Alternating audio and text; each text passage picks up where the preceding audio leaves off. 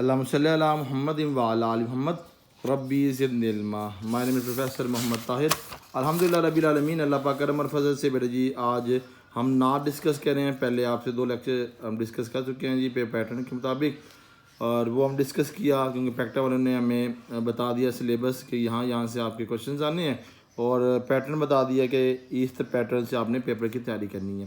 تو اسی لیے انشاءاللہ آج ہم آپ سے ڈسکس کریں گے بک کی ایکسرسائز کے شارٹ کوشچن اور MCQ. جو بھی ریکوائرمنٹ ہمارے سلیبس میں ہے ہم وہی ڈسکس کریں گے. نعت ہے ہمارے پاس بیٹا جی ماہر قادری کی لکھی ہوئی. ٹھیک ہے جی, آئیں ہم ذرا اپنی کوشچن کی طرف. آپ سے گزارش کرنی ہے بیٹا کہ آپ نے میری ویڈیو جب دیکھیں, آپ اگر چینل پہ نیو ہیں تو لائک کمنٹ لازمی کیجیے گا, سبسکرائب بھی کیجیے گا بیٹا. یہ آپ کی طرف سے محبت ہوتی ہے, ہم میں موٹیویشن ملتی ہے کہ ہم آپ کے سامنے اس طرح کی مزید ویڈیو آپ ڈسکس کریں انشاءاللہ تعالیٰ.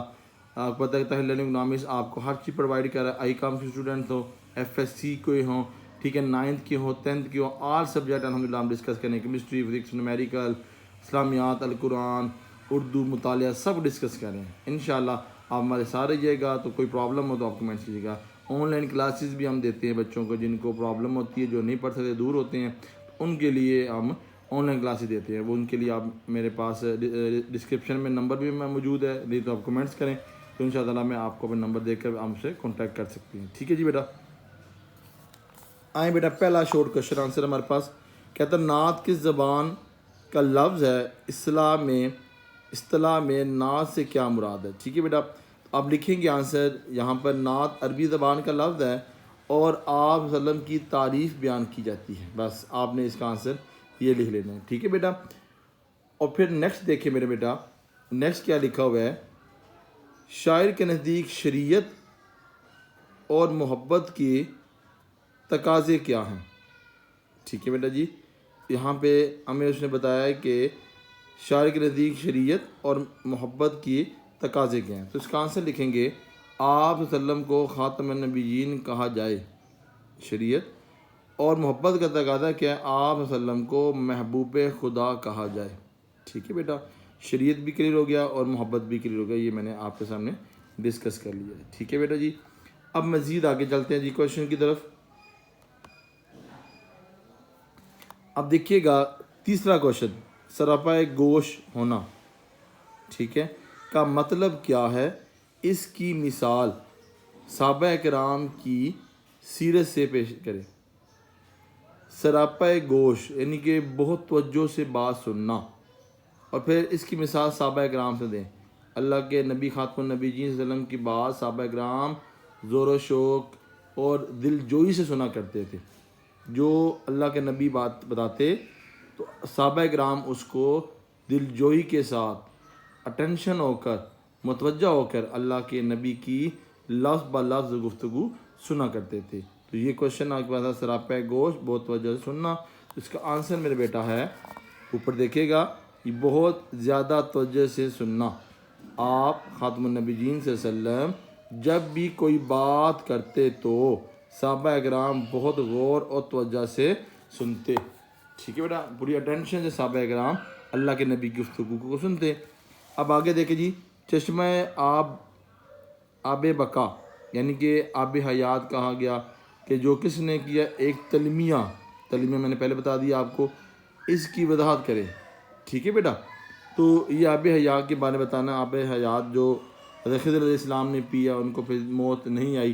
اللہ کے نبی فرماتے ہیں کہ جب 1 سال گزرتا ہے اور حج کا وہ ایام آتے ہیں, حضرت الیاس علیہ السلام اور خضر علیہ السلام ہر سال اللہ کا حج فرماتے ہیں. تو یہ اس میں آنسر بیٹا یہ لکھیں گے, ایسا چشمہ جس کا پانی پیا جائے تو انسان کو ایک ابدی زندگی, نہ ختم ہونے والی زندگی حاصل ہوتی ہے. یہ تلمیہ حضرت خضر علیہ السلام کے حوالے سے ہے. یعنی خضر علیہ السلام نے آب حیات پیا اور پھر ان کو دوبارہ موت نہیں آئی.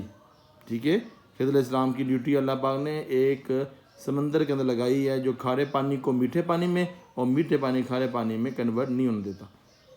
اور یہ واقعہ اگر مجید میں موجود ہے, آپ پڑھیے گا, خضر علیہ السلام کی ملاقات موسیٰ علیہ السلام کے ساتھ ہوئی, یہ قرآنی واقعہ ہے. ٹھیک ہے بیٹا. اچھا جی, اب آگے چلیں جی. نیکسٹ دیکھیے گا, لکھے نبی کریم خاتم النبی صلی اللہ علیہ وسلم کا نام نامی سننے پر ایک مسلمان کو کیا کہنا چاہیے؟ جب بھی پاک نبی خاتم النبی صلی اللہ علیہ وسلم کا نام آئے تو ہمیں کیا پڑھنا چاہیے؟ درود پاک بھیجنا چاہیے۔ کہا جاتا ہے کہ جب اللہ کے نبی کا نام آئے جو مجھ پر درود پاک پڑھنا بھول گیا گویا وہ جنت کا راستہ بھول گیا۔ تو اس لیے جب بھی پاک نبی خاتم النبی صلی اللہ علیہ وسلم کا نام آئے ہمیں کیا پڑھنا چاہیے؟ درود پاک۔ اچھا آگے دیکھیں جی، نعت میں ردیف ہے۔ ردیف سے مراد ہر شعر کے آخر میں بار بار ہے، یعنی کہ ایک شعر ہو اس کی آخر میں یہ بار بار ریپیٹ کیا جائے، اس کو کیا کہتے ہیں؟ ردیف۔ تو دیکھیں یہاں پہ ردیف کیا ہے میرے بیٹا، یہ دیکھیں کہیں مصطفیٰ کہیں انبیاء کرم کہے، خدا کہیں، تو یہ جو بار بار آ رہا ہے یہ کیا ہمارے پاس ردیف ہے میرے بیٹا۔ اس کا جو آنسر ہوگا بیٹا وہ میرے پاس ہوگا کہیں، ٹھیک ہے، جیسے کہ میں نے آپ کو یہاں پیچھے دکھا دیا، اس کا آنسر یہ ہوگا۔ کلیئر بیٹا؟ اب دیکھیں جی، شاعر کے نزدیک مکمل خاموشی اختیار کریں جب ان خاتم النبی صلی اللہ علیہ وسلم کا کیا ہو؟ ذکر کیا، جب اللہ کے نبی کا ذکر کیا جائے تو کیا ہو؟ خاموشی اختیار کیا جائے۔ پھر آگے لکھا ہے مجتبیٰ، مجتبیٰ من منتخب کیا، اور مصطفیٰ چنا ہوا، ٹھیک ہے، سلیکٹ کیا ہوا، کہ الفاظ سرکار دو عالم صلی اللہ علیہ وسلم کے ہیں، کہ القاب لقب ہے میرے پاک نبی خاتم صلی اللہ علیہ وسلم کے مجتبیٰ اور مصطفیٰ۔ اب دیکھیں چوتھا کیا ہے؟ خاک کا لفظ نعت میں آیا ہے، کتنی دفعہ آیا؟ 3 دفعہ آیا ہے۔ پیچھے آپ دیکھیں کاؤنٹ کریں تو آپ کو 3 دفعہ ہی ملیں گے۔ خاک کا لفظ نعت میں 3 بار آیا تو آپ نے 3 بار کو آپ نے انڈر لائن کر لینا ہے۔ اب آگے دیکھیے بیٹا نیکسٹ، نعت کی مقطع میں شاعر کی آنکھوں میں آنسو نہ رکنے کا سبب کیا ہے؟ وہ ہے جی شہر مدینہ کی یاد، یعنی کہ جو مدینہ منورہ کی یاد ہے اس کو کیا ستا رہی ہے۔ بات سمجھ آ رہی ہے؟ اللہ کے نبی کا جو شہر ہے، جو بھی ہم سنتے ہیں، مجھے اور تو میں نے تو ابھی اللہ کے نبی کا گھر نہیں دیکھا، ہم نے نہ بیت اللہ کی زیارت نہیں کی، تو دعا کر لیتے ہیں یا اللہ پاک جو ویڈیو دیکھ رہے ہیں اور میں ویڈیو بنا رہا ہوں، یا اللہ جو ہم دونوں دیکھ رہے ہیں اور بنا رہے ہیں ویڈیو، یا اللہ آپ کے اور میرے والدین اور ہم سب کو اللہ بار بار مدینہ منورہ کی زیارت نصیب فرمائے میرے بیٹا، ٹھیک ہے۔ مدینہ کی محبت تو مدینہ کی محبت کا مثال ہی کوئی نہیں۔ کہتے ہیں کہ مکہ چھوڑنے میں اتنا دکھ نہیں ہوتا جتنا مدینہ کی دوری سے دکھ ہوتا ہے، ٹھیک ہے بیٹا جی۔ حضرت مولانا جامی صاحب تھے تو وہ پاؤں ننگے سے مدینہ جاتے تھے، اور ان سے پوچھا کہ پاؤں میں جوتی کیوں نہیں پہنتے؟ کہا کہ مدینہ کی جو مٹی ہے یہ نہ ہو کہ جس میرا پاؤں اس جگہ پہ آ جائے جہاں نبی صلی اللہ علیہ وسلم کے پاؤں بانٹ لگے ہوں۔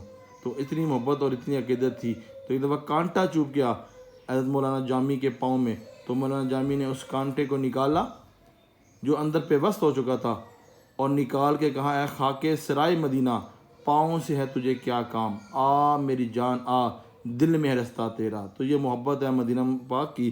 تو جو امیر قادری ہے، ماہر قادری ہے معذرت، اس کو بھی مدینہ کی یاد ستاتی ہے۔ تو اللہ تعالیٰ ہمیں اور آپ کو، آپ کے والدین میرے والدین کو بار بار مدینہ منورہ کی زیادہ نصیب فرمائے۔ آپ نے آمین لکھنا ہے کمنٹس میں۔